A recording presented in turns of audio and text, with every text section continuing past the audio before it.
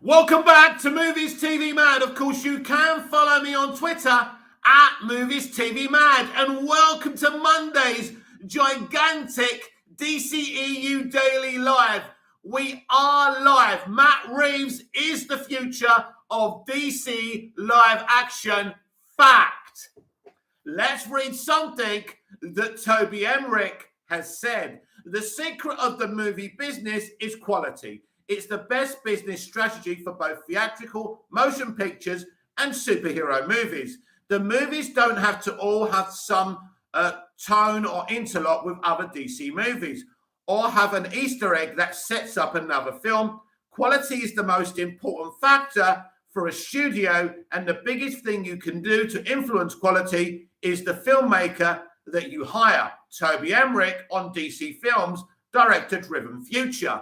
So this is a very, very interesting situation, isn't it, for me? Because this is a very contradictory statement from Toby, because after the way he and Warner Brothers treated Zack Snyder. And Zack's fans, I'm one of them, are right to be saying this, but it doesn't make the statement any less true. If you hire a great filmmaker, potentially you could get a great movie. Some filmmakers, sometimes, some great filmmakers make bad movies. There's no question of that. But I like the statement, but also I need to explain the statement to everyone. This does not mean that all of a sudden every DC movie is going to be steeped in reality or be director-driven or not have a shared theme to it or any Easter eggs. The DCEU is going proper, interconnected, cameo and Easter egg based. There's no question about that. That's not going to change. What he's talking about here is the Batman universe being divided from the DCEU. But he's wrong about something else. In fact, Matt's movie, The Batman, has plenty of Easter eggs if you look, and it sets up multiple spin-offs and multiple sequels.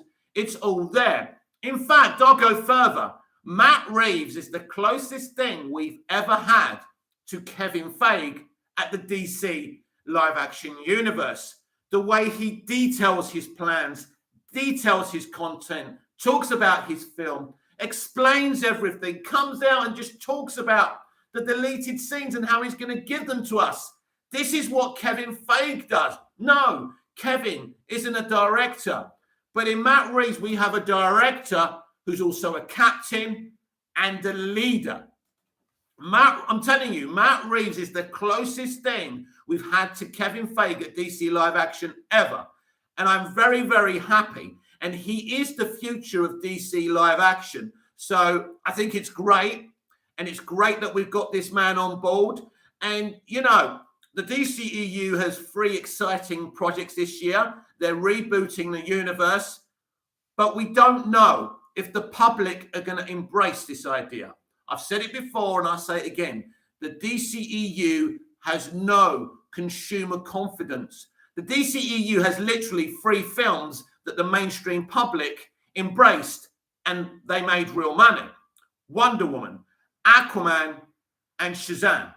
They're the 3 movies, right, that the public embraced, the mainstream general audience embraced. They're the facts. That isn't enough. That isn't good enough. The other films were divisive or people weren't interested in them, right? Man of Steel, divisive, great movie. Batman versus Superman, divisive, great movie though. Suicide Squad, divisive, okay movie. Wonder Woman, the public loved it. Justice League, a terrible rushed movie. Toby Emmerich was part of that, the very man who made those comments about the future of DC live action. Aquaman, a successful, great movie that the mainstream general audience embraced. Shazam, a successful, great movie the general audience embraced.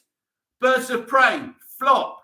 Wonder Woman 84 has many, many creative problems to it. The Suicide Squad failed in movie theaters, but the public embraced it on HBO Max. So we haven't been very successful in the DCEU. So the law of averages say that maybe these films coming out this year that I'm very excited about could be very successful. But on the other hand, the reality is that these DCEU movies coming out this year may not be successful. The public may not embrace them. And if they don't, it's the end of the DCEU. So what do you think happens then? If the DCEU fails, falls flat on its face once and for all, after hobbling since 2013, what happens is they go to Matt Reeves and they embrace his universe as the central universe in DC live action. He'll be our Kevin Feige. He'll be our director. He'll be the one leading us. He's got everything. As I said earlier, the way he talks, the way he explains everything, he reminds me of Feige so much. No, not in the tone that he implements, but, you know, he's done other films where the tones are not all the same, right? So Matt Reeves is the future of DC live action. This, in fact, should be the person leading the whole thing. Villager, is this what your sources have told you, or is it just your own personal theory? Well, listen, I've heard some stuff, clearly, and part of it is but it's a feeling. I'm only saying what's blatantly obvious, Villager. Matt Reeves is the future of DC. He is. In this universe, he's going to be leading this successful DC universe, this Earth 2, for years. If the DCEU fails, it's all about him. But look at how he talks, how he gives details to the fans. We haven't seen anything like this since Kevin Feige, as I've just said. That's the thing here. This is the kind of person you want running the show. This is what Walter Hamada should be doing. But he's hiding. He's hiding and he's working from behind the scenes. That just isn't going to cut it. This man Reeves is a rock star. He's a leader. He's everything that Feige is. Because not only do we love his film, but we like him. And that's what it is with Feige. Feige's a genius. He's created something extraordinary, but the fans of the MCU like Feige. They trust Feige. And that's the difference here. But the DCEU has no consumer confidence. It doesn't have a leader we can see. And these have always been the problems. At least with Snyder, he spoke to people. He explained what he was doing in detail. But Snyder, unfortunately, had that reputation with nerds that wasn't a good one with all nerds. And that was a problem. And as sad as that is, as much as I love Zack, it wasn't going to work. But this man is beloved. He's trusted. He's a leader. He describes in detail. He's always talking. He spoke to the press more than any other director I've ever seen. He was doing as many press calls as Kevin Feige does. I can imagine this man, like Feige, at conventions, standing there, you know, talking with a microphone, explaining in detail. He likes it. He knows this is important.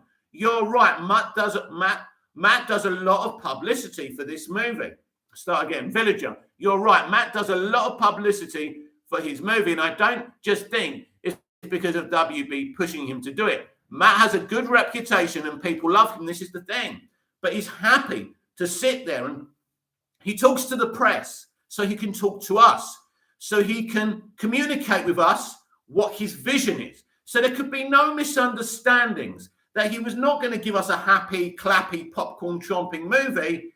It's a definitive vision of how he sees Batman.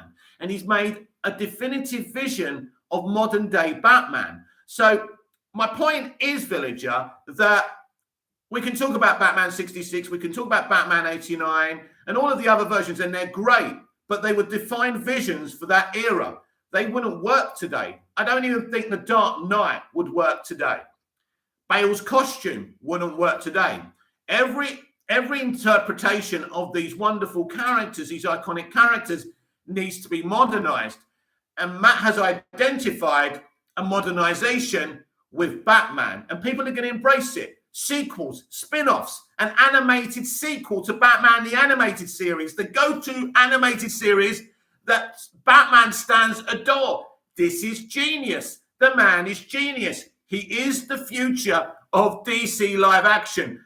And that's exciting because I'm excited we finally got a leader at DC live action that gets it, that communication with the fans is so important. And I've been envious of the MCU for so long for having fake. He goes out there, he talks. It's exciting. He tells you what he's doing. He tells you what he's not doing. It works. You must have a vocal leader. He broke the mold. He started this, right? And we never had a figure like that. Snyder's great, but unfortunately, that reputation with some of the geek community isn't great. Ashley me, message retracted. So at the end of the day, he's good. But I want to be clear about this. I don't believe that the DC universe in future won't be interconnected or it's all going to be based in reality. The DCEU, they're trying to fix the DCEU to be more accessible to the mainstream audience. We saw a trailer yesterday for Super Pets. It looks amazing. Their plans look amazing. So let's see what happens.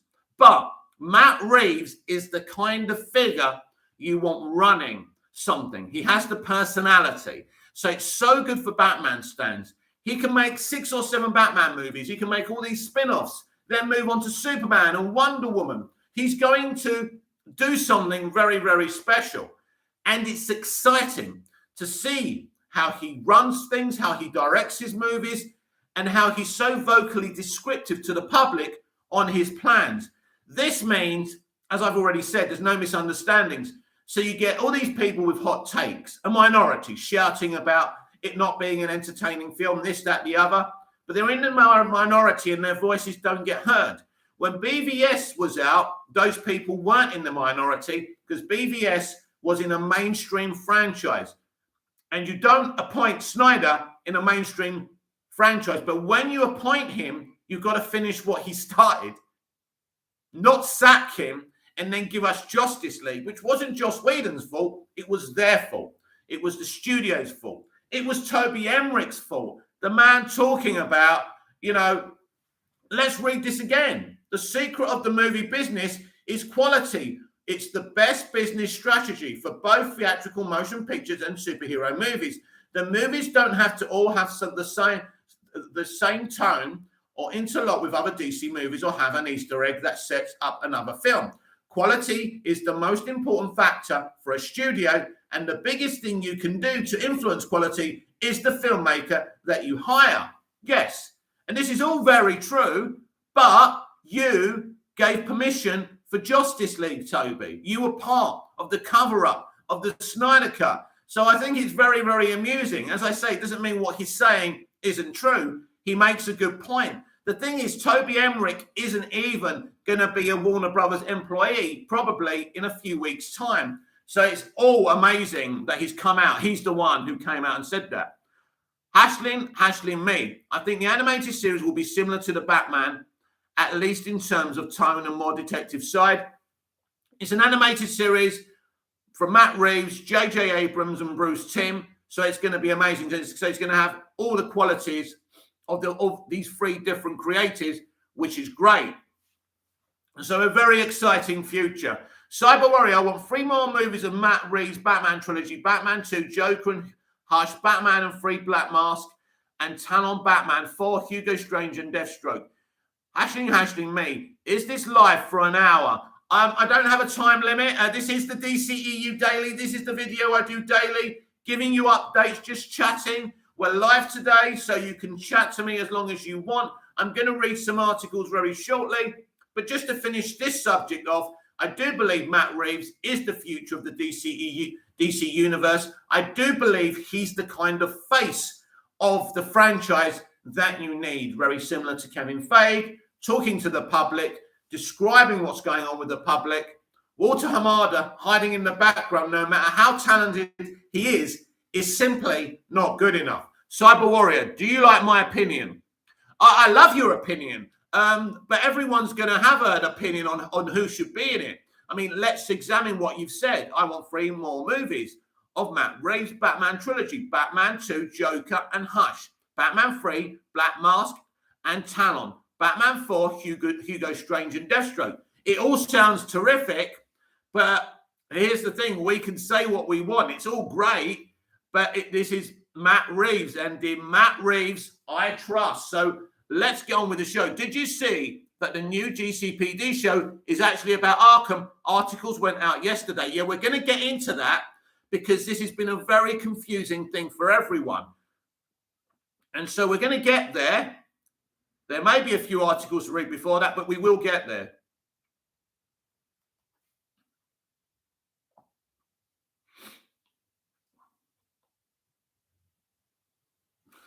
There's actually a pretty interesting article by Arctic Ninja Paul, who didn't have the most positive reactions to the movie, but he has done an interesting article here on Screen Rant. Cyber Warrior, let Jason Statham play Crush. Oh, I don't know about Jason Statham. I mean, that's your pick and you're welcome to it. A total respect, but not for me. Hashling me. Batman 5, Mr. Freeze and Red Hood. I could live with that. That would be awesome. Villager, Jason Statham is a great actor. I would love him in the DCEU. Is he a great actor, though? Is he? I don't know. He's not really my cup of tea. It's all about different tastes, isn't it? Anyway, the Riddler's plan and all hidden clues in the Batman explained. Here is the Riddler's plan and all hidden clues in Matt Reeves, the Batman explained, including his motivations, methodologies, note cards, and more, by Paul Cherie of Screen Rant. Here's the Riddler's plan and all hidden clues in the Batman explained. The Riddler, or Edward Nashton, was an orphan who grew up in a Gotham orphanage, which was formerly Wayne Manor, a nod to The Dark Knight Rises, which also turned Wayne Manor into an orphanage, initially to be funded in part with Mayor-elect Thomas Wayne's renewal fund. However, the fund was taken over by corrupt politicians and police after Thomas Wayne was murdered, and it was used as a slush fund, robbing the orphanage of its funding, which in turn caused the Riddler to be raised in harsher conditions. He later talks of being housed in a room with 30 other kids, being nibbled on by rats at night, and babies dying of the cold temperatures. He compares himself to Bruce Wayne, who also became an orphan when his father was killed. However, Bruce, unlike the Riddler, was raised in Wayne Tower with all the privileges of a cushy life instead of a dilapidated orphanage. Cyber Warriors, so who you think is suitable to play Hush? Because Hush is the villain that can fight one-on-one with Batman. Right, so it doesn't necessarily need to be a WWE or WWF wrestler or someone that necessarily has a tough reputation. It just needs to be a really good actor who obviously needs to look bulky. I mean, someone like Michael Shannon would be perfect for Hush, and he could just work out a bit.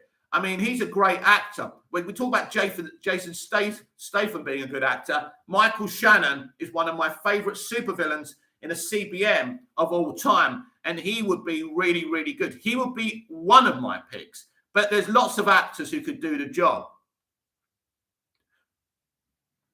Angry about his circumstances, the Riddler grows up to get involved in forensics and accounting, eventually discovering the truth behind what happened to the renewal fund and how the corrupt elite had used and abused it for their own greedy means.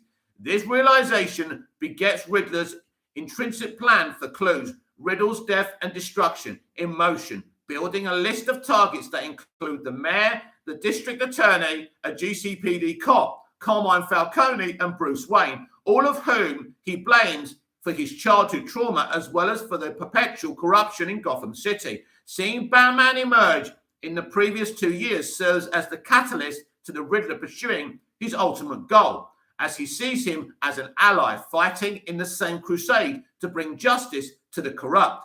Ultimately, he wants all of them killed and exposed, with his final act set to murder the newly elected mayor, then flood the city with a strategically placed bombs along the Gotham seawall. Cyber Warrior, Michael Shannon. Oh, okay, yeah. Because I think you lot see it, it has to be someone who's got a tough image or something. But he also has to feel, because actually Hush is actually a very smart guy as well.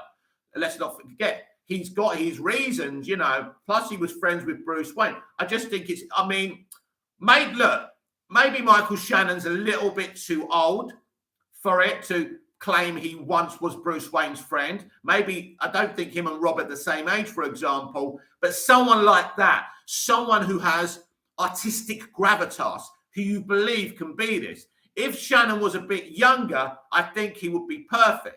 Unless he's slightly older than Bruce in the comics, I'm not sure. Villager, what would even be the justification for killing the mayor? Bella seemed to be a lovely lady. Yeah. You know, let me draw you a picture here, though. There was a member of parliament in the UK, a wonderful woman. Her name was Jo, and she was murdered. She was murdered because of her liberal views. And you see, there's no accounting for the mentality of someone and what goes through someone's head who's living alone, who's angry, who's screaming at the world, who's never had love.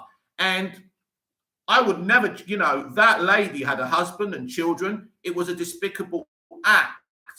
But because of the way the world is, there's the haves and the have-nots, and the have-nots get angry and bitter, and someone pays for that. And it's normally the wrong people. But you shouldn't be going out there doing that to anyone anyway. Let's be clear about that.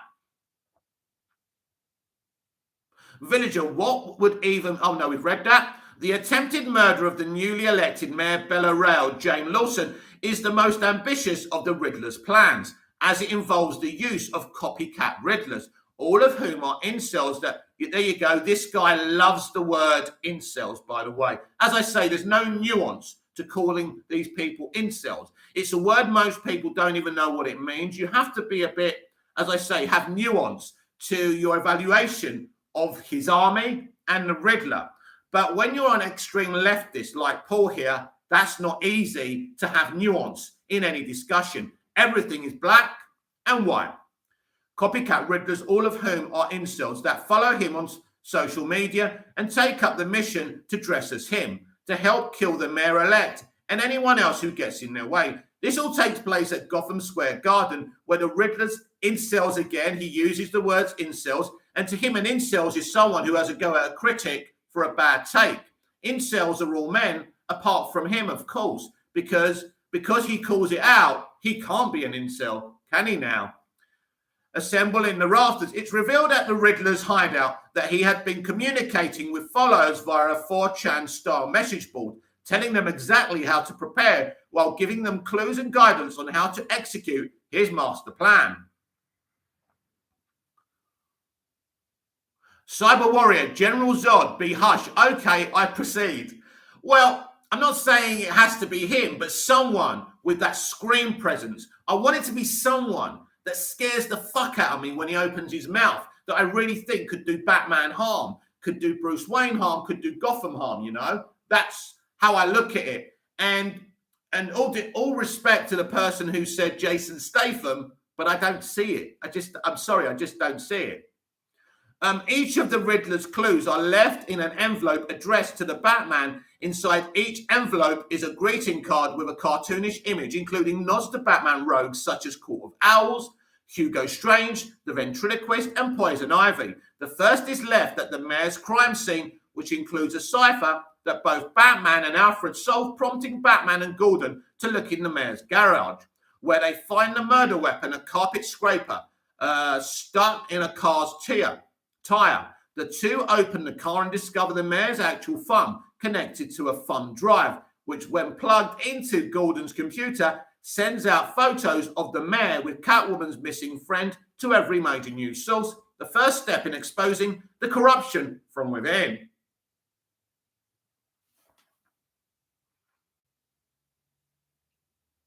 Cyber Warrior, I hope Riddler will be in the second movies. I think he will. He's here to stay.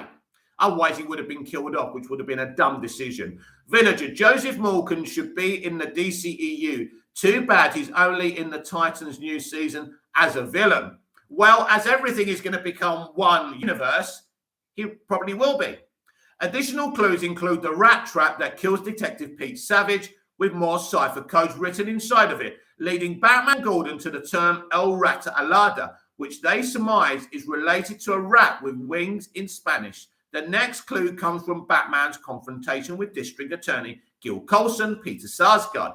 who is captured by the Riddler. A bomb strapped to his neck and phone tapped to his hand. Coulson is sent crashing into the mayor's funeral, where Batman also finds another note taped to Coulson's chest. The note tells him to answer the phone taped to Coulson's hand, which connects to Riddler, who then says that Coulson must answer 3 riddles to save his life. Coulson refuses to answer the 3rd riddle, as it would expose Al Rata Alada, prompting the bomb to go off, presumably killing Coulson and knocking Batman out. But actually, Coulson, he would have killed Coulson anyway. I'm sure of that.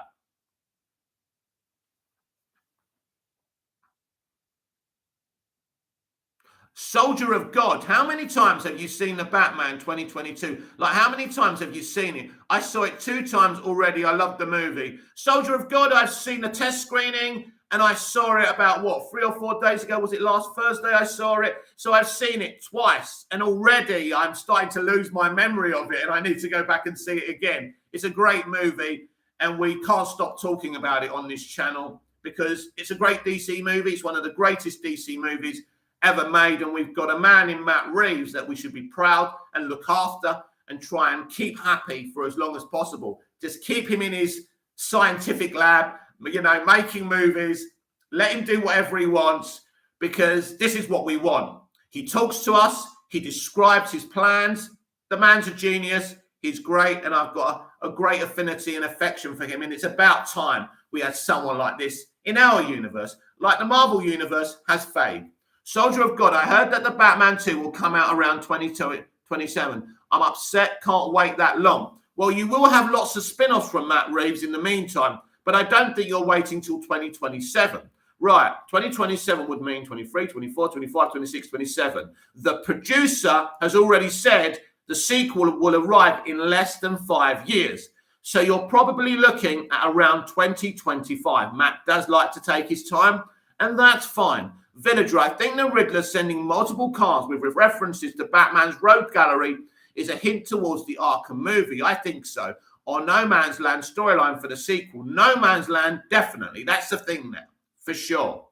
Cyber Warrior, the Batman movie is accurate to the Batman comics. Yes, to elements of it. Obviously, there's been so many. So there's not accuracy to every one of them. But yeah, definitely, I agree. Hashling, me. At Villager, I want Bruce meeting him in Arkham and having a talk. Yeah. After a confrontation with the Penguin, both Batman and Gordon solve El Rata Alada, its website, and are led to the Wayne Manor orphanage, where they find the words where it all began. Painted at the entrance, once inside, they enter a room that has a video playing of Thomas Wayne's mayoral campaign. The same Riddler clue video in the online viral video, which talks about the renewal fund and even flashes the words hush. Yeah. So Toby Emmerich, that's one Easter egg, one of many. Over the video painted on the walls is renewal, is a lie, as well as something about the sins of the father. This clue prompts Batman to rush to Wayne Tower, featuring that Alfred may be the next target as he races to get there. Alfred receives a note from the Riddler addressed to Bruce Wayne with another note for the Batman written on fire retardant material, which turns out to be a bomb that nearly kills him. Wayne is able to recover the note, which has the clue, see you in hell, although he doesn't know what it means at the time.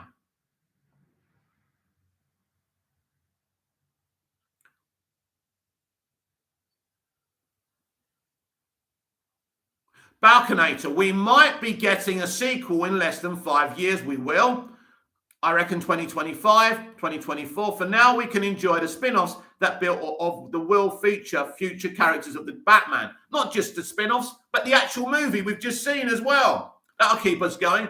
Soldier of God, please go see it Dolby AMC. They use a 4K projector better than IMAX and standard. Oh, thank you for the advice. Cyber Warrior, I want to know if you are Matt Reeves, how many Batman movies that you want to make and what villains you want to put in your trilogy. Well, I think he's going with Hush for sure. He's going with Arkham. He's going with Joker. He's going with Riddler. And obviously Penguin and a few others. So I think that's what we're doing in this trilogy. But I personally want Matt to make more than a trilogy because this man has a passion and an imagination I haven't seen in a long time in the industry. So I want him to keep on going for for as long as he wants. And once he's tired of the Batman universe, then he can do a new universe. He can do Superman. He can do so many different things. This man is here to stay. Cyber Warrior, I want to know if you are no. Already read that. After spray painting the clues on the floor and attempting to crack the riddle, Batman eventually is led back to Falcone's underground club, 44 Below, after discovering he murdered Catwoman's friend. After a struggle between Falcone, Catwoman and Batman, the mobster is eventually apprehended by Batman and led outside to awaiting police officers out front, standing under a street light. At this point, Falcone is shot and killed by a sniper, which turns out to be the Riddler, as Batman had done just what a prior Riddler clue had suggested. Bring him into the light. Wow. He actually helped him, right? Yeah, he actually helped him. Riddler was firing from his hideout, which happened to be across the way from Falcone's club. Riddler is captured shortly after in a coffee shop, and later Batman is summoned to meet with him at Arkham Asylum, where the Riddler reveals everything but his final plan, telling Batman that he viewed him as an ally and lamenting the fact that he wasn't able to kill Bruce Wayne as the bomb hit Alfred instead. The Riddler assumed that he would be caught and sent to Arkham, as well as Batman, which prompted the note that reads, "See you in hell with hell," being Arkham. When Riddler figures out that Batman is not an ally, he taunts him with his final plan, but he gives Batman no clues as to what that might be. That's a very big clue that the sequel is actually set in Arkham, isn't it?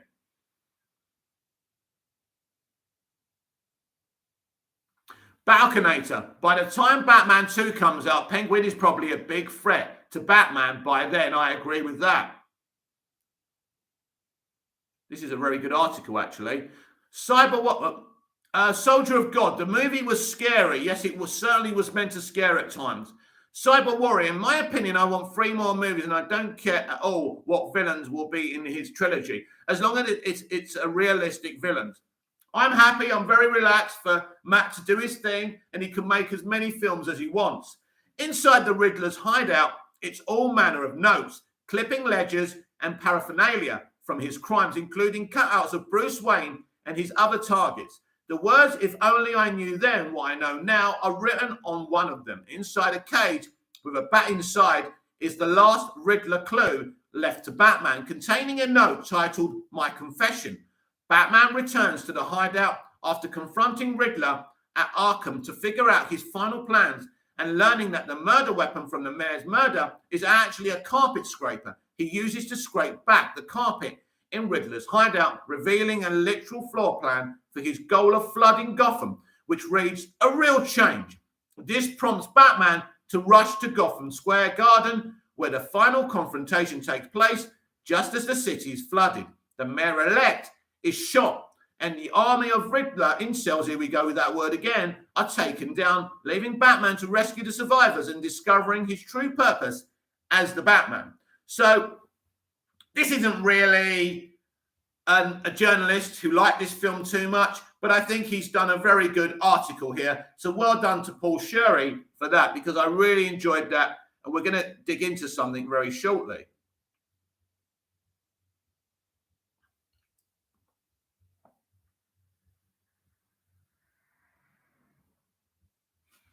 So where are we? Soldier of God. Matt Reeves said that the Joker scene will be released in DVD deleted scenes for the Batman. I think it will be released to the general public on the internet very soon, my friend. Please smash a like on the video if you're enjoying yourselves. Now, I want to talk about this element. Did the Riddler know that Batman is Bruce Wayne? Because in the marketing, that's what they tried to hint to. No. In the film, it was pretty obvious he doesn't know that Batman and Bruce Wayne are the same person. But if we have a Batman Arkham movie, who will be tracked with these people in Arkham? Bruce Wayne or Batman? It's going to be a very interesting thing, because I think surely, realistically, they're going to find out who he is, even if he's dressed as Batman. Very, very exciting stuff. Zoe Kravitz goes deeper on problematic Dark Knight Rises casting rejection. Cyber Warrior. I think Matt Reeves will make Barry Keoghan Joker look same like Batman Detective Comics Joker wore. looks so accurate. I think you're right, and I approve of that. Villager, it actually took me a second to watch the movie to realize the Riddler didn't know Bruce was Batman. Yeah, when I'm watching the film and he keeps on going, Bruce Wayne, like he knows, but then he goes into a different kind of narrative. So yeah, it's definitely obvious that he doesn't know, but the marketing did try and hint that he did know, and that's okay. It kept a bit of mystery to the film. Zoe Kravitz candidly elaborates on how she was blocked from auditioning for The Dark Knight Rises because she was deemed too urban for the film. By Rachel Abernathy of Screen Rant, it looks like that Christopher Nolan isn't, let's talk about it, casting in representation in inclusive terms. Let's see what happened here. Zoe Kravitz opens up more about the problematic way she was rejected from Christopher Nolan's The Dark Knight Rises. Right now, audiences are all abuzz about The Batman, the latest big screen take on the iconic DC character, starring Robert Pattinson and Kravitz. Kravitz provided one deems Batman v Superman Dawn of Justice more of an ensemble film. The Batman is the first film centered only on the Caped Crusader to arrive since 2012's The Dark Knight Rises. The installment capped off Nolan's Dark Knight trilogy with somewhat divisive story. Cyber Warrior, I feel so frustration. I really hope Batman will reveal himself to Edward and Selina. Oh, no, I don't want that. No, I don't like this when everyone knows who the superhero or the hero is. No, let's keep it a secret for a bit. Let's make things intriguing and fun, right? The Dark Knight Rises introduced major comics characters like Bane, Tom Hardy, Talia al Ghul, Marion Cotillard, and Catwoman Anne Hathaway. The Nolan film could have also included Kravitz as well, as she revealed years after the movie was released that she attempted to audition for The Dark Knight Rises. However, she was prevented from doing so because someone associated with the production claimed they weren't going urban for the movie. Kravitz's Dark Knight Rises story sparked outrage among fans and those within the industry, and many took her casting as the Batman's Catwoman to be the perfect reversal of fortune. Yeah, I think this is a way of them saying, well, we're not racist, we're going to cast her here. Bit little too late, but it is great casting, of course.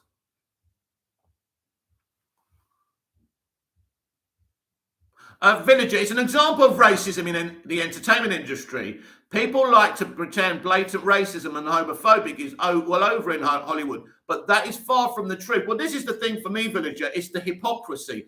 They call out other people for racism. They keep on pretending they're perfect and they're about compassion and inclusion. And then we find out stuff like this. It's the hypocrisy, isn't it? Manahi Mayo, this version of Batman really needs Robin, and it's high time we get him back in live action. Well, Robin is coming to the DCEU. I'm not sure what Matt is planning. Cyber Warrior, because I don't want Edward and Selina still think that Bruce Wayne is same like corrupt people. Yeah, but Bruce can go out there and be the great guy he is in the comics and in other movies. He doesn't have to reveal who he is to do that.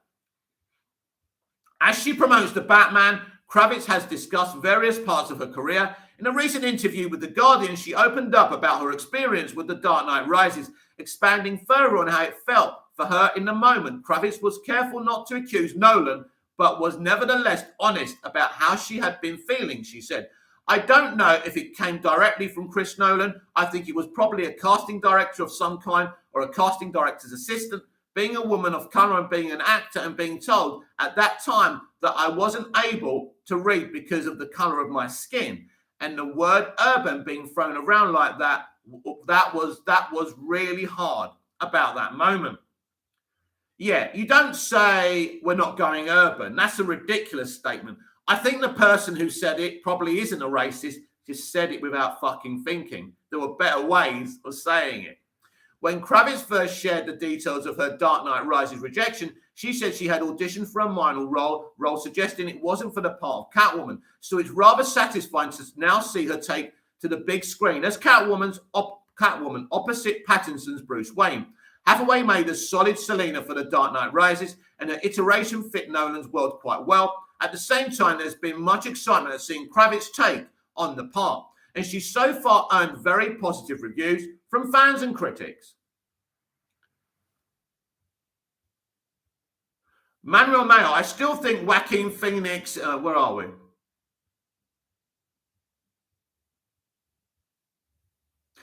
All right, Manuel Mayo. I still think Joaquin Phoenix's Joker should be in the same universe as the Batman because they are both incredibly grounded. Villager, I agree. It would have been perfect. Right. So let's talk about what Manuel Mayo has just said, because I don't necessarily think that Barry is going to be the main Joker. He could be a copycat. He could be an early version. It could still be that Joaquin Phoenix is the Joker of this universe, and the Joker universe and the Batman universe are the same thing. Anything's possible here. So I'm not counting that out. And I can understand why you're slightly frustrated about that. On-screen representation still has a long ways to go. And it's disheartening to hear how Kravitz was blocked from The Dark Knight Rises due to racism as recently as that what could have been 2011. Though the Batman can't entirely make up for her difficult experience, it's nice to see her move on and stake her claim on the Dark Knight's world. Kravitz is an excellent Catwoman, and the casting staff who wouldn't let her read for The Dark Knight Rises must be kicking themselves now. Yeah, well, they're probably kicking themselves for being outed. Cyber Warrior, Nolan Trilogy, Batman Begins 2005, The Dark Knight Rises 2008, The Dark Knight 2008, and The Dark Knight Rises till 2012. I hope Reeves not make me wait so long to his next movies. I want the Batman 2 as soon as possible. 2023 or 2024 is better. Let's see what you're saying here. Well, Cyber Warrior, that there's no logic there, is there? You're saying you waited from 9, 10, 11, 12. You waited 4 years between The Dark Knight and The Dark Knight Rises. Well, 4 years, it might be 4 years. Most probably it'll be 3 years. But he does take his time, and you need to prepare yourself for that. Villager, even if they're outed, they're still keeping their jobs, sadly. That's Hollywood. It's about DNA and everyone protecting each other. So they shouldn't speak about politics so much and accuse their consumer of being the bad people, right? Because we're all bad. We all do bad stuff. Let's stop cancelling each other and calling each other out and accept that everybody's flawed, right? Manuel Mayo, having two Jokers in two different grounded universes would be a lot and would just grow the joke fatigue even more. No, there's going to be no Joker fatigue because I'm sure Barry will be great and I'm sure that Joaquin, so it'll work. It'll work in different separate universes, but it would also be awesome to have Phoenix with Matt Reeves. And I think it could be something that still happens. Hashling, me. I think Batman 2 will be around 2024, 2025. I agree. So that was that article. Thought you might be interested in that.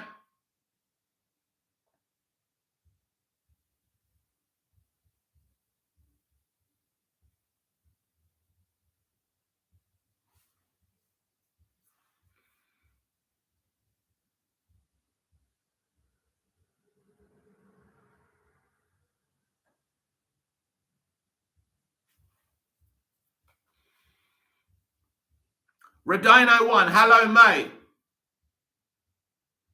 Villager, well, to be fair, I would love one universe solely for Phoenix, Joker, and Batman universe having a Joker that isn't the main villain. Fair enough. Redino1, it's me from last night or morning for you. I remember you. Cyber Warrior, I don't want to die before I watch the Batman 2. Well, hopefully, look after yourself so you don't. Stay indoors. Go in an oxygen tent or something till the movie comes out. Right, I want to talk about this because there's been some confusion about this Gotham PD situation and whether it's an Arkham show, whether Arkham is represented in the show. So Matt Reeves has spoken about this again. Let's see what's said. The Batman director indicates Gotham PD and Arkham Asylum are the same show. The Gotham PD series appears to have shifted focus to a horror-inspired story focused on Arkham Asylum, according to the Batman director Matt Reeves by Richard Thing of Screen Rant. The previously announced Gotham PD and rumoured Arkham Asylum series might be the same thing, according to director of the Batman. It's not according to him. He's running the whole thing. He knows. The Batman has finally hit theatres and it appears to have successfully kickstarted a new Batman franchise by bringing in 125 million in its opening weekend. That's wrong, Screen Rant. It brought in 128 million in its opening weekend, making it the second biggest opening weekend since theaters shut in March 2020, behind only Spider-Man No Way Home. Before the film hit theaters, Warner Brothers and HBO Max had already announced spin-off series for The Penguin and more. First announced in July 2020, a series centered around the Gotham PD was in development at HBO Max and would take place in year one of Robert Pattinson's Batman story, making it a prequel to the film and likely establishing how Gordon and Batman formed a partnership. Recently, Reeves let slip out they were developing something related to Arkham Asylum, with many people thinking it will be a third spin-off series to continue this planned expansion of the Batman franchise. While the Penguin series seems to be picking up steam, not much has been reported about Gotham PD. We were talking about this, about the Perspective 2 Superman projects. They haven't been speaking about them either, and there's obviously a reason for that as well. But it appears the series may have evolved past its original intent. In an interview with the Cyber Nerds via The Direct, Reeves talked about the various plans for Batman spin-off series and talked about how the Gotham PD series has evolved more into a series about Arkham. It appears the project has shifted away from a prequel and more with an immediate follow-up to the Batman. Reeves dropped that tonally the series will have more in common with a horror project than anything else. Reeves' statement can be read below. So this is interesting. Let's see what he says. The GCPD thing, that story has kind of evolved. We've actually now moved more into the realm of exactly what would happen in the world of Arkham as it relates coming off our movie and some of the characters, almost leaning into the idea of it's like a horror movie or a haunted house that is Arkham. The idea again, the way that Gotham is a character in the movie. I really want Arkham to exist as a character. You go into this environment and encounter these characters in a way that feels really fresh. And so in our work on Gotham, the story started to evolve and it started feeling like, wait, we should really lean into this. And then that's kind of where that's gone. Interesting. I'll tell you how I see this very shortly. Cyber Warrior, I don't want to die. All right. Cyber Warrior, for my top 5 villains duo besides Joker and Hush, for this, the Batman trilogy, 1, Hugo Strange and Deathstroke. They're great characters. Villager, the Arkham show being a sequel and a horror sounds amazing. DC fans are so lucky this year. Absolutely. Radino 1, Superman doesn't seem possible for Matt's universe. I don't agree. But DC, you think Superman can be like a normal human, but with enhanced human strength to make it grounded like he was in an experiment? Cyber Warrior, Black Mask, and Talon, Two-Face, and Bane. They're great picks. Well, that's interesting what you say, Radino, when I want to get into this. That could be a thing where Superman is just this weird experiment. Maybe he would go down that way. But ultimately, my friend, you don't have to look at these things literally. Superman can still be a grounded character, but come from another planet. And I think he's hinted towards Superman in the novelization as well. I think he will do a Superman film. He will bring other characters in this slowly, but right now he's only focused on Batman, and that's the way I see it. Cyber Warrior 2, Black Mask, Talon, 3, Two-Face, and Bane. Villager, I don't think comic book fans would like that Superman origin change. Well, do you know what? If it's done well, I'm a Superman fan. I'll be up for it, but I don't see that. As I say, don't take the no superpower thing as literally. Radino 1, yeah, that makes sense. There is plenty of story possibility to explore with Gotham. Grant Morrison's Arkham Asylum, a serious house on serious Earth, was one of the influential Batman comics to come out in the 1980s, and Dave McKean's artwork has a horror-inspired gothic flair. The series could draw from that comic itself, became the inspiration for the popular Arkham video game series, which ran from 2009 to 2015, and that is one of the most popular depictions of Batman, one that has influenced subsequent adaptations. The planned Ben Affleck Batman film was focused on Arkham Asylum. That's exactly what I said. And now it appears the series will explore the various villains of Gotham City. One reason the series might have shifted is a real-world factor, as 2020 saw massive protests across the United States protesting police brutality and a call for police accountability after the death of George Floyd. The public appetite for series about cops has certainly gone down. That may be a reason, and I will talk about this. The series may have decided to pivot away from the controversial topic. Actually, Screen Rant have got a good journalist here, because this is exactly what I was going to say.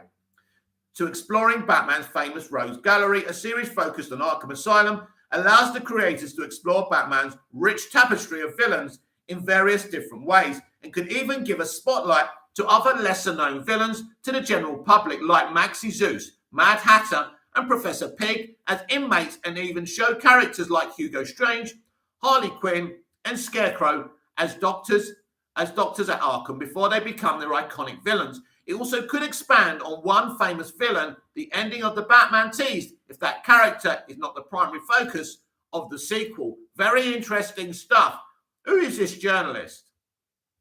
Richard Fink. Well done, Richard. You explained everything I wanted to explain to the viewers at home, and I think that's great.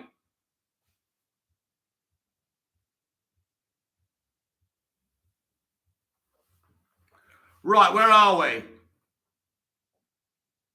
Cyber Warrior, the Architect, and Mad Hatter, KG Beast, and Pigface. Exactly what Richard Fink said in that article. Box cutting. If they do Superman Earth 2 movie, Matt Reeves only can direct to give us what kind of Superman we need in this universe of the Batman until we get the Justice League 2. Justice League 2 live this. Well, the thing is, I don't necessarily think he's going to go all out for a Justice League and things like that. Look, he's going to be developing Batman projects for years, but he's expanding this. He's expanding this, and it's exciting. Hardeep Singh, hello, Mike. Good morning to you, Hardeep. Very good to have you on the show. There's only 2 likes on this video. We're having a nice chat with many of you. Come on, be supportive. Smash a like, please. I feel, Raiden 01, I feel like Rob's Batman would be so lonely in the Justice League if there would be what would to be one. And no, I don't agree with that, actually. I think there'll be many people in there. It'll be a good thing. Cyber Warrior, it's so weird if Superman just a normal person. He wouldn't be a normal person. As we wouldn't be called Superman, would he? Be called Normal Man. Hardeep Singh, what did I miss with this update you talk about? Yeah, but I like Superman would be a nickname that people give him. Good point. Hardeep, what I would do is just replay the video because I'm in full flow now. That was basically about Gotham PD becoming an Arkham Asylum show instead, which we actually can get into right here and now. Right. Gotham PD was going to be the first spin-off. It was the first spin-off announced for HBO Max. They had a very talented showrunner, but Matt had created differences with him. So he moved on and they brought someone else on. It's clear to me that Matt and Warner Brothers and HBO Max wanted to make some commentary about the defund the police thing and used Gotham City and its corrupt police force as some kind of propaganda. I believe that Discovery and the new Warner Discovery have come in behind the scenes and said, no, you're not doing that. That's not what we want to be. So Matt Reeves has had to think again, and he's gone back and he's introduced the Arkhams from, Martha Wayne's past. She was an Arkham, and her grandmother and her mother and her all had mental health issues. So they're going to use this show to further that. So I'm so happy that we're not getting a Gotham PD. The Gotham show was pretty much a Gotham PD anyway. So this is a much better way to go with the Penguin series and this. It's much better. It's much better. And I never felt comfortable with the Gotham PD show. I thought it was going to upset people, too controversial. And Matt and Warner Brothers and HBO Max, Casey Bloys at HBO Max, were absolutely spot on to go this direction. This is going to be a horror series, a bit like American Horror Story, maybe. But we get to know these rogues gallery of villains a lot more. And I can't wait. We've got so much to be getting on with before the Batman sequel. And I can't wait. This is becoming a huge franchise.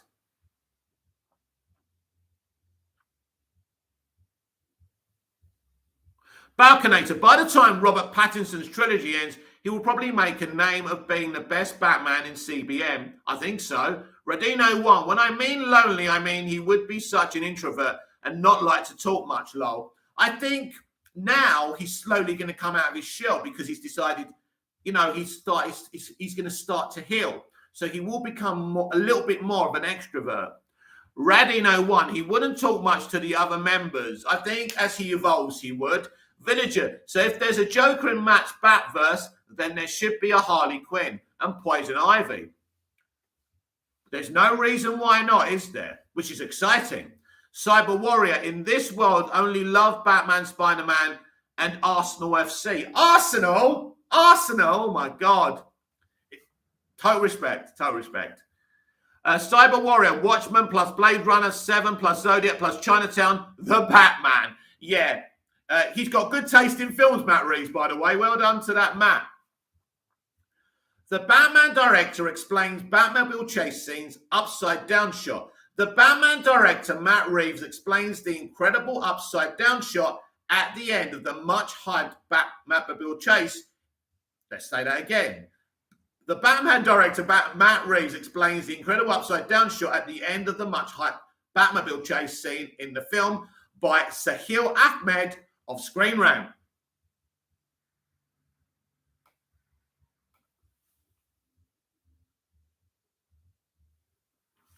The Batman director, Matt Reeves, explains the incredible upside-down shot at the end of the much-hyped Batmobile chase scene, which also involved the Penguin. The Batman story centers around the titular superhero in his second year of fighting crime as he sets out into Gotham City underworld and uncovers corruption. Simultaneously, he has to track down the Riddler, a sadistic killer who targets the rich and elite of Gotham and leaves behind a trail of cryptic clues in the process. Twilight and Tennant star Robert Pattinson dons the cape and cowl as Bruce Wayne, Batman, in the character's latest live-action iteration after taking over the role from Ben Affleck. He didn't take the role from Ben Affleck, they're different Batmen. Following the latter's appearances in the DC Extended Universe, Pattinson joined by a star-studded supporting cast, including the likes of Paul Dano as the Riddler, Zoe Kravitz as Selena Kyle, Andy Serkis as Alfred Pennyworth, Jeffrey Wright as James Gordon, and Colin Farrell as Oswald Cobblepot, the Penguin. The Batman made its theatrical debut on March the 4th and opened to critical acclaim, holding a fresh rating on Rotten Tomatoes with a score of 85%, which is pretty good. Cyber Warrior, what? No, we've read that. Cyber Warrior, I know Arsenal suck, but I still support them. Well, Manchester United suck, and I support them. Villager, Ben Affleck doesn't want to be Batman anymore. He wasn't replaced. He wasn't replaced because after this movie, we got The Flash, which he's in. Hardip Singh, there are so many toxic fake reviewer on YouTube. First, they predicted that the Batman's box office weekend collection is not going to be bigger than 80 million. Now they compare numbers with No Way Home. Yeah, it is hilarious, isn't it? Now, the latest episode of Cinema Blend's Real Blend podcast, Reeves sat down to discuss the thrilling chase sequence in The Batman involving the Batmobile. As Batman is in pursuit of the Penguin, Reeves described the final upside-down shot in the sequence as a Hitchcockian inspiration, where he wanted the viewers to experience the Penguin's point of view as he lay upside down inside the car, which also helped the director in creating Batman's mythic appearance with a raging fire in the background. Check out his full quote below. And so we found all those shots, and then one of them, the one in particular with the upside down, I was like, well, I'm into this very Hitchcockian point of view, putting the camera in the subjective point of view of the character so you can put the audience into that experience. So I thought it would be great if at the end of all this propulsive French Connection sort of craziness, to suddenly be in the Penguin's point of view as he's lying upside down, as you have this sort of mythic appearance of Batman with fire raging behind him. And it's a great point of view shot, isn't it? And I really like it. And it's frightening as the Batman walks very slowly towards the car. What's he going to do to Oz?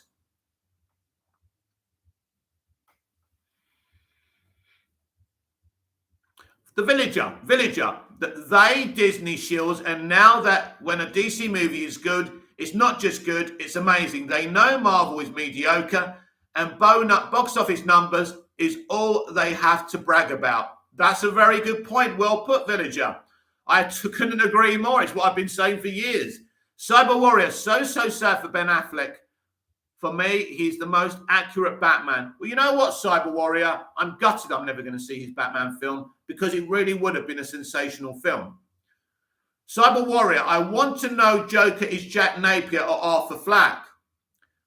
Well, he's Arthur Flack in the Phoenix movie, isn't he? And he's Jack Napier in the first Batman, Batman 89. Now, I don't know about this version. Hardly seen. That chase scene rules. Oh my God, I'm shaking on the seat in theatre. And everyone like, what the fuck is going on? Batmobile is so horrifying. Yeah, he pretty much says it's like Christine in that Stephen King movie. Radiant 01, I found it confusing at the start of the Batman. It said Universal. Did it? Nah. Universal has nothing to do with the Batman. It's totally a DC and Warner Brothers project. So I don't know how you saw that. The scene in question takes place about halfway through the film when Batman and Gordon track down the informant who gave the GCPD information that led to the drug bust ending mobster Sal Maroney's operation. When the duo's investigation leads them to the Penguin, they find him in the middle of a drug deal and get caught up in a shootout. However, as Cobblepot attempts to make a break for it, Batman brings out the Batmobile to hunt him down in an exhilarating car chase.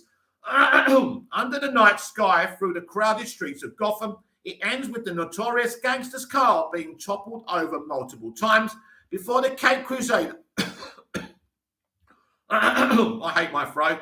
The Cape Crusader slowly approaches his vehicle with undeniably great panache.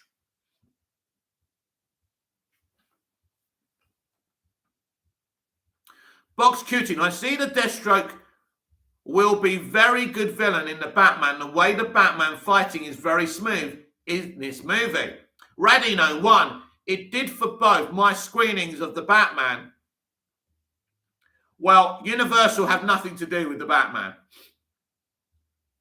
Villager, thoughts on Selena and Bruce's relationship? I was really surprised she didn't even find out about his true identity. No, I wasn't surprised about that, Villager. I'm guessing they are developing their relationship very slowly. Yeah, you don't want to see reveals like that in the first movie.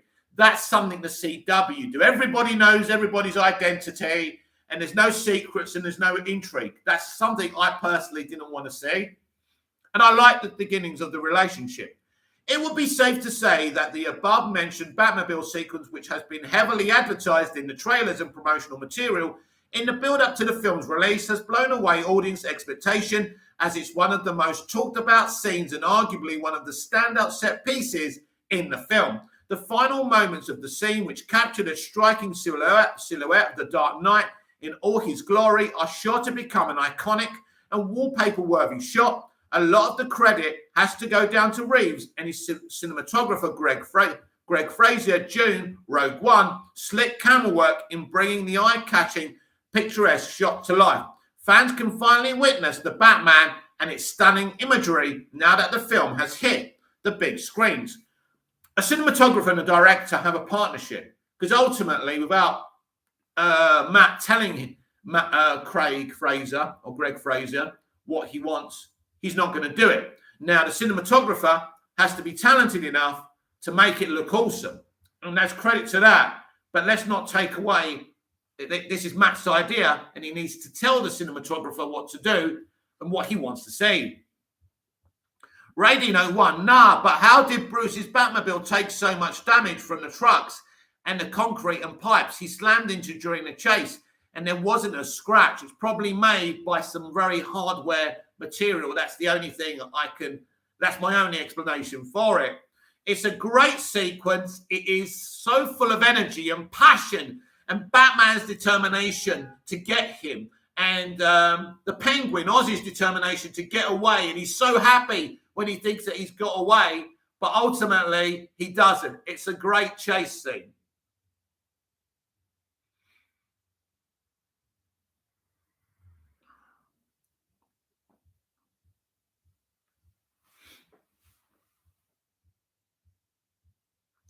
Radino 1, TF. Yeah, I agree with you. Thank you. Always good. Doesn't matter if you don't agree with me. We're here to talk and exchange opinions, and it's great. But it's always great for someone to say, I agree with you. It's good, isn't it? It's cool. Right, let's carry on with the show. We're over an hour now, but there's still stuff to read away from the Batman. But if you want to still talk about the Batman in the comments, it's totally fine. Box cutting. I've seen no Batarang this Batman movie, or did I miss it? Do you know what? Now you say it, I don't know. If anyone remembers seeing the Batarang in the Batman movie, please let me know. I actually can't remember. But I don't know. You know. Ray Fisher reacts to Zack Snyder's Justice League HBO Max success. Cyborg actor Ray Fisher reacts to the success of Zack Snyder's Justice League on HBO Max with a cheeky reference to the Snyder Cut not being real by Patrick Leahy of Screen Rant.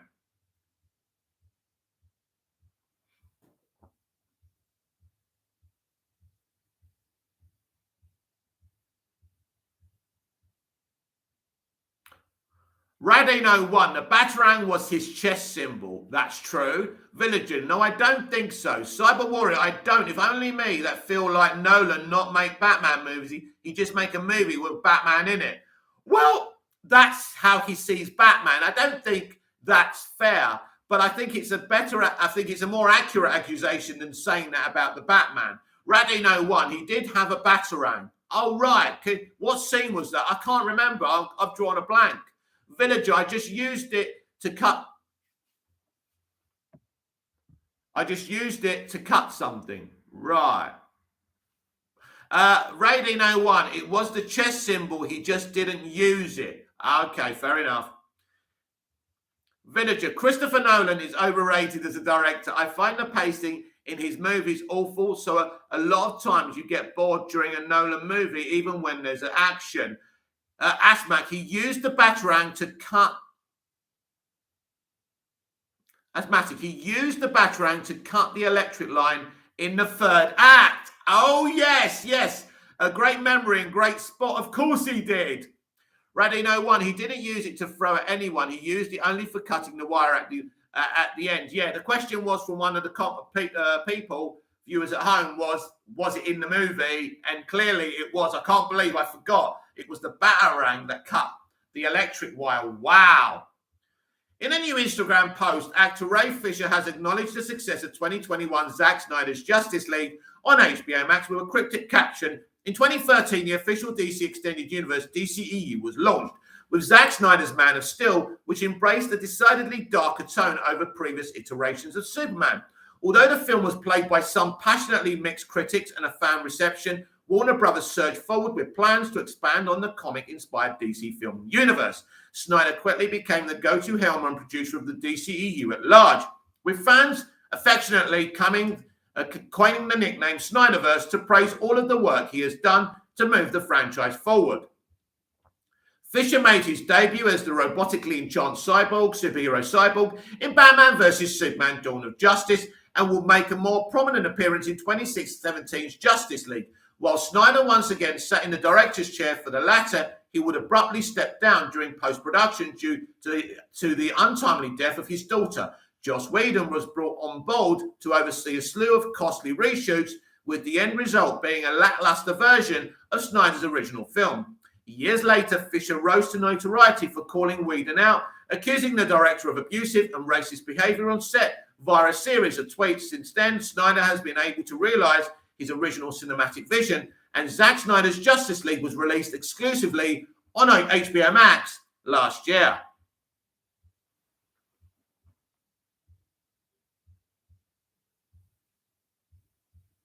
Radino 1, and he's still experimenting with tools. That's why his batsuit kind of looks half finished. Still looks amazing though. That's the whole point of this. Is the beginning. Everything's half finished. Even he is. Cyber Warrior, Nolan ruins the Batman movie. Power Rangers choreography are far better than Bale. Batman Villager. Right. Basically, I don't find an issue with Nolan's movies.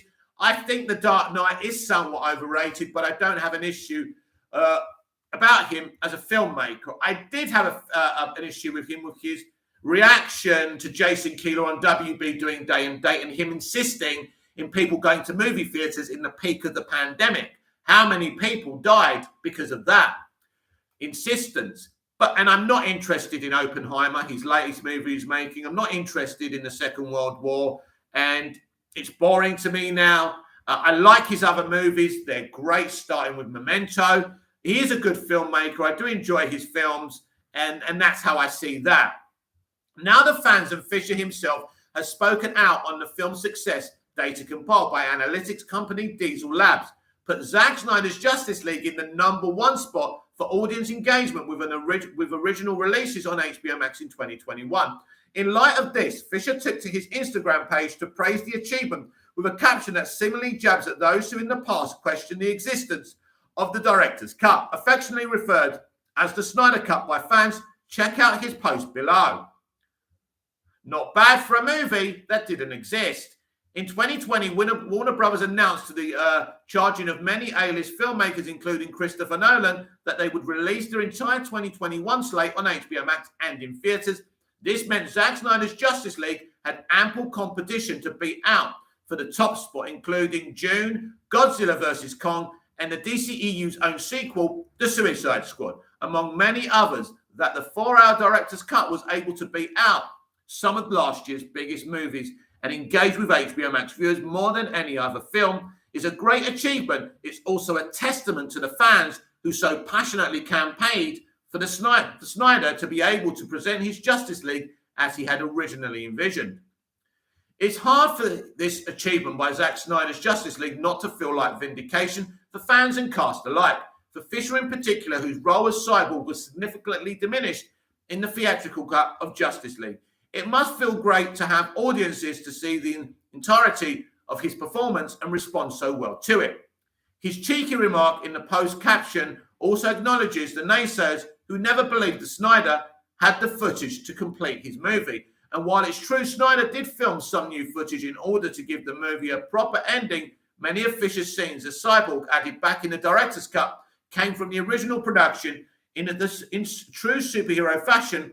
It seems justice has been served for Fisher, and all had hopes to finally see Zack Snyder's Justice League Snyder Cut.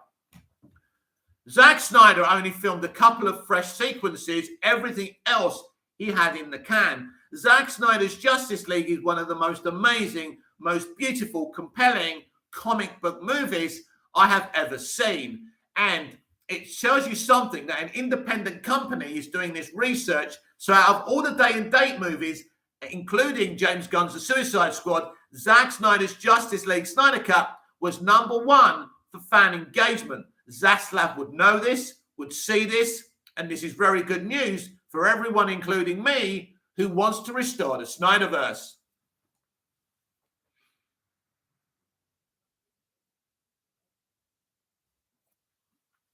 So is anyone interested in League of Super Pets? There was another trailer yesterday, and I must admit, this movie looks like a lot of fun. Keanu Reeves' Batman revealed in DC League of Super Pets trailer. With Batman Mania at an all-time high, WB debuts a Keanu Reeves voiced version of character in new trailer for DC League of Super Pets by Rachel Labonte of Screen Rant. A new trailer for DC League of Super Pets reveals Keanu Reeves' animated Batman and teases his bond with Ace the Bat Hound. This weekend has seen the arrival of a dark and gritty DC film, but the next project on the property's radar is far more light-hearted, set to premiere in May. DC League of Super Pets will put the spotlight on the actual superheroes that matter. The Justice League's adorable companions, Dwayne Johnson and Kevin Hart, lead the story ensemble as Krypto the Superdog and Ace the Bat Hound, respectively the pets of Superman John Krasinski and Batman. Box cutting. Is there a chance for the Batman to be the first superhero to win the Best Picture at Oscar? Well, that's a great point. I really hope so. I mean, it won't be till next year's Academy Awards, but why not? Why not indeed? DC League of Super Pets has been in the works since 2018, and though it was initially scheduled to premiere in 2021, it later shifted to this year. The film finds the Justice League pets stepping into the roles of superheroes after the legendary teen is kidnapped by Lex Luthor, Mark Maron. The DC League of Super Pets lineup includes Green Lantern, Squirrel Chip, Diego Luna, The Flash's Turtle Merchant, Natasha Lyonne, and Wonder Woman's pig, PB Vanessa Bayer. Seemingly in honor of the recent release of The Batman, Warner Brothers Pictures unveiled a new trailer for DC League of Super Pets that puts the spotlight firmly on Batman and his equally dramatic pet. Reeves voices the iconic character here, and just hearing him makes one wish he could also play Batman in live action. Check out the trailer down below. That's something I want to discuss. Batman has been played and voiced by numerous actors over the years, with this weekend's The Batman, Robert Pattinson, slip on the cowl in a twisted detective story that couldn't be farther from the brighter take that's bound to be seen in DC League of Super Pets. As the above trailer shows, Reeves' Batman still has his darker side, but even he isn't immune to the love only a dog can provide. DC League of Super Pets also seems more willing to poke fun at Batman's overall image, with Reeves at one point declaring that he works alone except for when it's with Robin or Alfred or whoever Morgan Freeman played.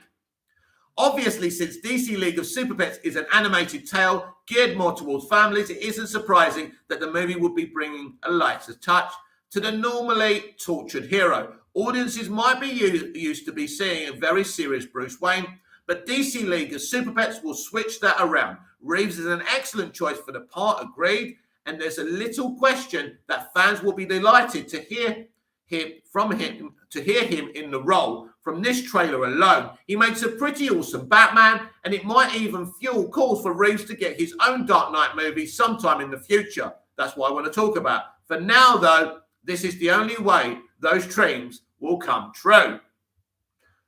Yes, I want to talk about Keanu Reeves a little bit.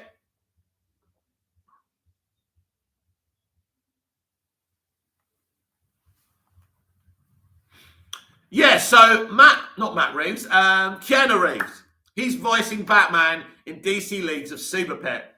I think Keanu Reeves would have been a great Batman at some point. And actually, if going forward they feel Michael Keaton's getting too old for the role again, I think Keanu Reeves would be a brilliant Batman. And I think I'd definitely be interested in going for Keanu Reeves as Batman one day before it's too late. I think he's approaching 60 now, but who cares? Keanu Reeves would be an awesome Batman, and why not? But I'm very excited about the League of Super Pets. I love animation. I'm glad they're going down this direction. I believe general audiences will gobble up this movie, and I can't wait to see what it's all about. So finally today, we're talking about Superman and Lois Season 2, Episode 11 trailer, Clark is charged with treason. I'm really enjoying this interpretation of the Superman mythos. Finally, a creative has come out and not said that Superman isn't relatable, Superman's hard to do. He's really found a way to give us great live-action Superman, and at the moment, it's the only live-action Superman we have. So I'm very happy with what they're doing. Superman and Lois Season 2, Episode 7's trailer sees Clark facing repercussions. You called it Episode 11. Make your minds up. Anyway, facing repercussions for the meddling actions of his villainous alter ego, Bizarro, by Francis Wendorf of Screen Rant. The CW released a new trailer for Superman and Lois Season 2, Episode 7, revealing that Clark will be charged with treason. The first episode of the superhero action drama show aired on January 11, 2022, and ever since, Superman and Lois has been keeping audiences on their toes with exciting twists and turns. Superman and Lois exists in the Arrowverse, the name for a multi-layered, interconnected fictional world that encompasses several series utilizing DC comic book characters, including Arrow, Supergirl, and The Flash. First premiering in February 2021, Superman and Lois centers around journalist Lois Lane and her husband Clark Kent. Or should I just turn that around? Her husband Clark Kent and journalist Lois Lane, aka Superman, as they return to the legendary town that Kent grew up in, Smallville, with their sons Jonathan and Jordan as they attempt to settle into the town. A series of encounters with malevolent... How do I say that bloody word? I can't bloody read. Let's start again. With malevolent and often extraterrestrial forces continually disrupt the domestic peace. Superman and Lois Season 2 focuses in particular on the familiar's continued face-offs with villain Bizarro, as well as their encounters with the inverse method. Led by Lucy Lane, Lois's younger sister. In a dramatic narrative twist, Superman and Lois Season 2 also sees Superman grappling with an evil alter ego from another universe. Earlier this week, the CW's YouTube channel released a short trailer for Superman and Lois Superman 2, Season 2, shall I say, Episode 7, an episode intriguingly titled Anti-Hero. The 30-second video introduces a thrilling sequence of clips in between bold, ominous flashes of words that hint at the drama to unfold, including a reference to the continued threat of Kent being charged with treason due to the actions of his insidiously meddling alter ego. Families divided, enemies united. The trailer warns enticingly, and we see Jonathan's face crumpling in tears as Lois warns him not to lie to her, confirming the drama within the Lane Kent family is well and outside of it.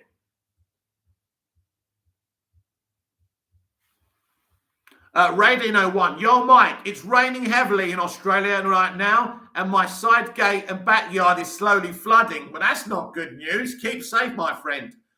Audiences might be further intrigued to know that actor Elizabeth Henstridge, who they might know from her role as Agent Gemma Simmons in ABC's Agents of S.H.I.E.L.D., directed the episode Anti-Hero. Agents of S.H.I.E.L.D. is set in the Marvel Cinematic Universe, but the rivalry between Marvel and DC fortunately failed to encumber Henstridge from utilizing her talents for both franchises. Matt Cunningham and Michael Nardossi wrote the script for this episode, Superman and Lois, which premieres on March the 8th, 2022 on the CW. Superman and Lois is, of course, only one of a facet of multifaceted, decade-long canon of Superman. The longevity of the character since his debut in comics, formed back in 1938, and his expansive subsequent iterations throughout countless comic book films and television series speak to culture's enduring fascination with the character and what he represents. Despite technically being an alien from the planet Krypton, the character and his many forms in fact speaks to the human experience on planet Earth. With his complex embodiment of bravery and vulnerability, the fact that Superman and Lois remains a popular and positively reviewed series in 2022 speaks to the relevancy of this legacy. And I couldn't have said it better myself. Radio 1, what are talking about right now, Mike? Sorry, I was just a bit busy earlier, so I missed your change of subject. We were talking about the Snyder Cut having the most popular fan engagement from last year's HBO Max movies, which is great for the future if you want to restore the Snyderverse. And we're talking about Season 2, Episode 7 of Superman and Lois, where it looks like Superman could be charged with treason. I just want to finish today's video off by talking about Superman and why he means so much to me. When I was at school, I was bullied a great deal. I'd already seen Superman the movie as a young boy, but coming home every day being obsessed with Superman and Superman the movie helped me through being depressed over being bullied. Watching that movie, looking into that man's eyes and seeing goodness, because I didn't see it anywhere. I couldn't talk to my family. I couldn't talk to teachers. I felt so alone. But seeing Superman in live action in that 1978 movie gave me hope for humanity and gave me a friend. Superman and all his different versions have always been there for me when I need him the most. Superman isn't real, but his spirit is. We can be Superman, not have his powers, but we can have his goodness if only we try. It's easy to hate. It's harder to love. That's a quote from Clark Kent in Smallville, one of the most accurate depictions of Superman live action and one of my favorite live action DC kind of franchises, if you like. They just got it right. They were geniuses. But there's so much great Superman live action media, and Superman and Lois is certainly one of them. Radio 1, I'm sorry to hear that. Well, that's all behind me now. That's when I was a child. But I'm just talking about how Superman helped me. And this is why I think he's a relevant character even today. And we need him in movies. We need to see him. We need to bring Henry Cavill back. He matters. This has been Movies TV Mad and Monday's edition of the DCEU Daily. I'm Nick, your host with the most. Just ask your girlfriends and your wives. Like, share, comment, subscribe. Hit the notification bell so you never miss this perfection. Just finish off with Radin's comment here. Radin01, I hope you're doing well right now, though. I'm doing great, and it's been wonderful to talk to you all. Thanks for the likes. Thanks for the subscribes. If you've been watching the video and you like what you saw, please subscribe to me. And if you like me, tell your friends about me. Tell your families about me. Tell everyone about me who's interested in Geek Talk. So I may be back later on with some recorded videos, but I'll be definitely back tonight. Same back place, same back channel for a live show, and there'll be a poll up there for you. We're going to have some fun. We're going to talk about the Batman and anything else you want to talk about in entertainment. Until then, goodbye, au revoir, auf Wiedersehen. Until tonight, I'll see you again soon. Remember, I may be back with some small videos, so look out for them too. Until then, goodbye. Follow me on Instagram at MoviesTVMad4. Follow me on TikTok at MoviesTVMad. XXXX. That's 4 X's by the Movies TV Mad on TikTok. Got it? So until later on, I'll see you later. Bye-bye for now. Thank you for joining me, and thank you for your support. It's been a great show. It's been a great edition of the DCEU Daily, and that's why I decided to do them live. Until later, see you later. I need a cup of tea. I need a cigarette. I'm freezing here with just this shirt on, but it looks smart, doesn't it? Anyway, I'll see you later. Bye for now.